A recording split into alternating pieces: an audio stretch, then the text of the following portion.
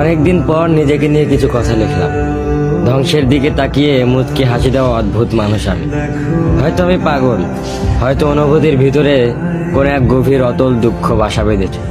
তবুও নিজেকে জোর করে হাসাতে শিখে গেছি। যেদিন ভেতরটা একবারে ভেঙে গিয়েছিল, সেদিনও বাইরে থেকে এক চিলতে হাসি মুখে নিয়ে সবার সামনে দাঁড়িয়েছিলাম। কষ্টগুলোকে আমি বন্ধু বানিয়েছি, একাকিত্বকে আপন করে নিয়েছি। মানুষ ভাবে আমি হয়তো সুখী, শক্ত, নির্লিপ্ত, কিন্তু তারা জানে না প্রতি রাত আমার এক একটা লড়াই। নিজেকে নিজেই বুঝিয়ে রাখি তুই ভালো আছিস, অথচ আমি জানি আমি ভালো নেই। ভেঙে যাচ্ছি প্রতিদিন একটু একটু করে, আর এই ধ্বংস হওয়াটাকে যেন ভালোবেসে ফেলেছি।